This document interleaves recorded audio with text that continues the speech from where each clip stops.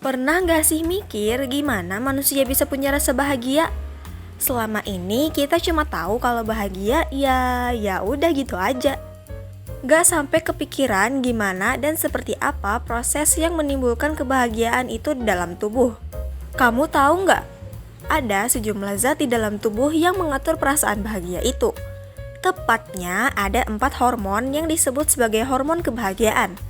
Dopamin, oksitosin, serotonin, dan endorfin. Biar mudah diingat, mari kita sebut tim ini dengan sebutan tim DOSE. DOSE ini akan tim Akademikus Indonesia jelaskan dalam 4 video singkat berbeda yang akan menjadi sebuah series. Nah, biar bahagianya nggak asal bahagia, mari kita simak video terkait zat di dalam tubuh yang bikin bahagia. Ini dia episode pertama dari series hormon kebahagiaan. Sebelum lebih lanjut, mari dukung tim Akademikus Indonesia buat terus berkembang dan biar terus produksi video baru tiap minggunya. Kalian bisa klik tombol subscribe-nya dan jangan lupa buat nyalain notifikasinya biar gak ketinggalan dengan video baru kami.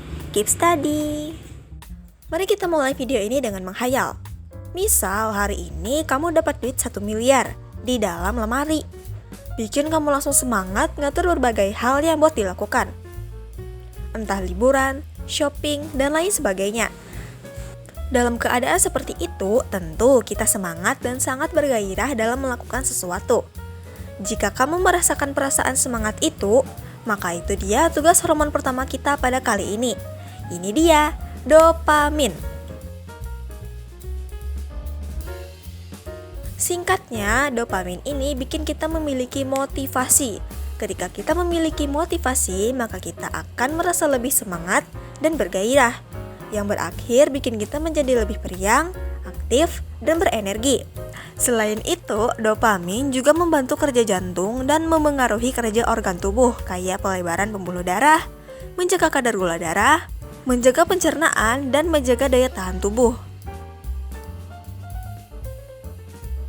Mendengar tugas-tugas dopamin tadi, kita merasa bahwa hormon ini memainkan peranan penting dalam menjaga kestabilan mental dan fisik.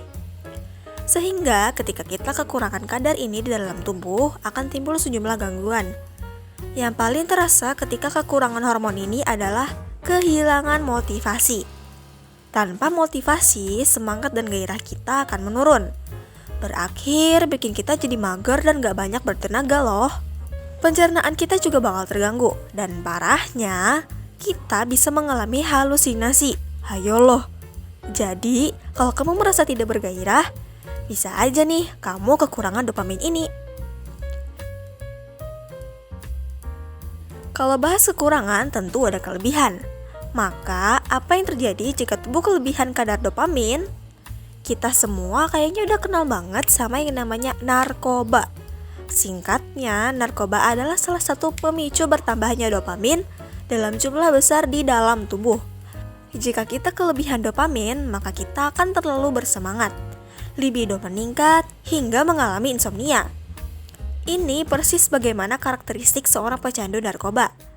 Dopamin yang berlebihan biasanya dipicu oleh penggunaan nikotin, alkohol, hingga obat-obatan terlarang. Dan salah satu alasan mengapa mereka menggunakan narkoba tak lain adalah buat ningkatin rasa semangat mereka atau dalam kata lain meningkatkan kadar dopamin. Jadi intinya, dopamin dan narkoba ini sangat berkaitan erat.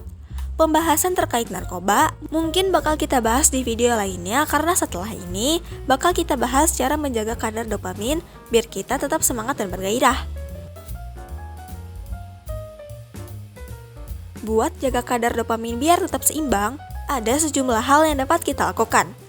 Di antaranya, kamu bisa mengkonsumsi makanan berprotein, kayak daging ayam, sapi, atau yang paling mudah adalah telur sama susu. Olahraga juga penting, gak cuma bikin sehat secara fisik, tapi juga sehat secara mental.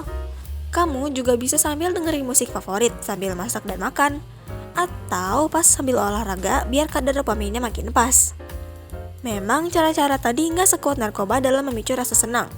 Tapi daripada masuk penjara dan pakai cara haram buat bahagia, mengapa harus meninggalkan cara yang halal? Tadi kita udah bahas terkait hormon pemicu semangat. Namun itu masih satu dari 3 hormon lagi yang bakal kita bahas. Buat video selanjutnya, mungkin kalian bakal terkejut karena perasaan suka dan cinta sama gebetan kalian ternyata dipengaruhi oleh hormon. Mau tahu seperti apa hormon selanjutnya? Stay tune dan sampai jumpa di video selanjutnya. Dadah!